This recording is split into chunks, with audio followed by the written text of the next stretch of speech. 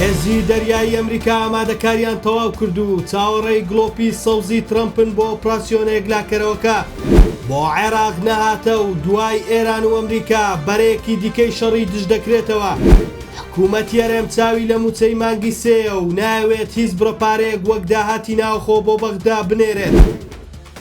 فەرماندەیەکی سەربازی ئەمریکا بە I-24 نیوزی ئیسرائیلی ڕاگەیاندووە کە هێزی دەریایی ئەمریکا هەموو ئامادەکاریەکیان کردووە و چاوەڕوانی گڵۆپی سەوزن لەلایەن ترامپەوە بۆ ئۆپراسیۆنێکی زەمینی لە ئێران کاتژمێری سفر بۆ دەزوەردانی زەمینی نزیک دەبێتەوە و سەرۆکی ئەرکانی ئەمریکا و ئیسرائیل بۆ ئەم مەبەستا کۆبوونەتەوە.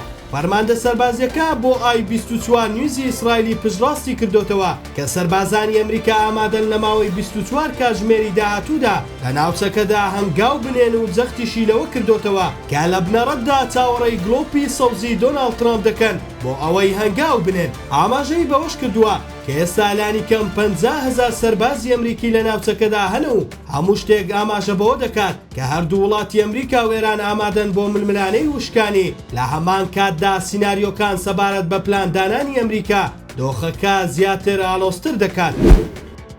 دەستەی ئۆپراسیۆنەکان لە سوپای سووریا ئاشکرای کرد یانی ئەمڕۆ دووشەممە ژمارەیەک بنکەی سەربازی نزیک سنووری عێراق لە ڕێگەی درۆنەوە هێرشێکی فراوانیان کراوەتە سەر و دووپاتی کردەوە بەرپەرچی زۆربەی درۆنەکان دراوەتەوە و وەڵامی گونجاوی و هێرشانەش دەدرێتەوە. دەستەی ئۆپراسیۆنی سوپای سووریا لە ڕاگەیەندراوێکدا ئاماژەی بەوە داوە هێرشێکی فراوان لە ڕێی فڕۆکەی بێفرۆکەوانەوە چەندان بنکەی سەربازی سوپای لا نزیک سنووری عێراق و سووریا بەیانی ئەمڕۆ دووشەممە بردومان کردووە. ئەوە لە کاتێکدایە عێراق دوو بەرەی شەڕی لە دژکراوەتەوە کە یەکێکیان ئێران و گروپە میلیشیاکانە پێگەکانی ئەمریکا لە بەغدا و هەرێمی کوردستان دەکەن ئامانج. هاوکات ئەمریکاش بارگاکانی حەشدی شەعبی لە ناوخۆی عێراق بردومان دەکات کە بەرەی شەڕ لەگەڵ سووریاش بکرێتەوە دەبێتە سێم بەرەی شەڕ لە دژی عێراق.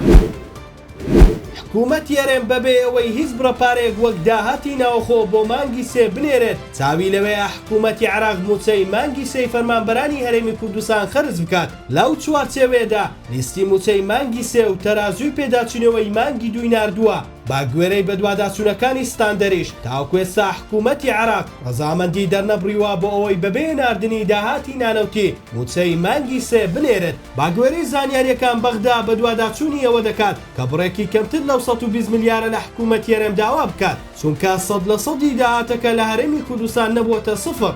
حکوومەتی هەرێم بەشێک لە پارەی داهاتی ناوخۆی مانگانەی دەستکەوتووە بەس دەیەوێت بەغدا بەبێ ناردنی داهاتی نانەوتی بڕیار لەسەر ناردنی موچەی مانگی سێ بدات.